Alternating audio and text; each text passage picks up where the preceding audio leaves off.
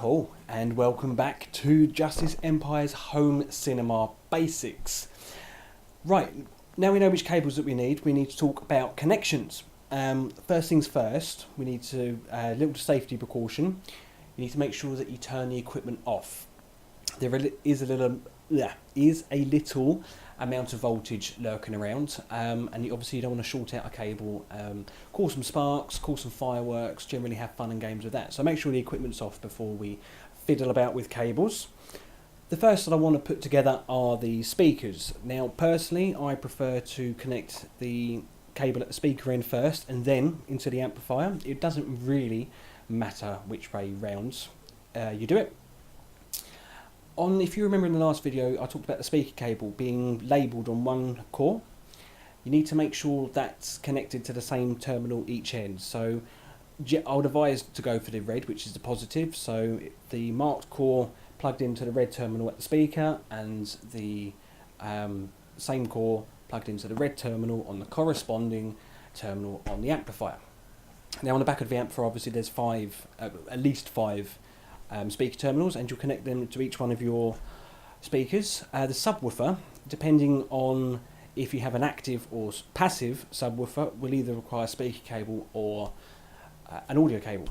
A passive subwoofer doesn't have an amplifier built into it, so that will use speaker cable. An active subwoofer does, so that will use an audio cable.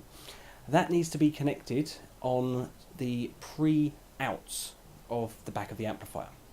It will be labelled sub pre-out, or SW for subwoofer, or maybe LFE for low frequency effect. If you can't find it, consult your amps manual and it will show you where to plug that in. Now we need to get the Blu-ray player connected to the amplifier. You can connect it to the display device directly. I prefer to connect it to the amplifier. You're going to need an HDMI cable for this one, and it quite simply goes onto the HDMI output of your Blu-ray player. There will probably only be one of them there, and then into an input on the back of the amplifier. You will find there's quite a few inputs on the back of the amplifier, so you need to remember which one. For convenience, I would go for the one that says Blu-ray or DVD. Just makes things easier to remember. If you're using a system and you find that you can hear the sound but you can't see it, you've more than likely got it plugged in to the wrong one. Finally, we need to connect the amplifier to the display device. Again, that's going to be with an HDMI cable. On the back of the amplifier, you will find next to the HDMI inputs there'll be at least one output, maybe two, labelled as HDMI out or monitor out or something like that.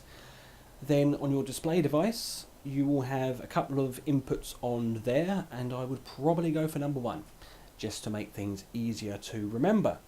And that is the minimum connections that we need to get the home cinema up and running. Obviously there's many other connections that can be made, but just to keep things simple, that's all we need to do for now. So like, comment and subscribe, and stay tuned for the next video when I talk about some of the other options that are possible. So like, comment and subscribe, and I will see you in the next one.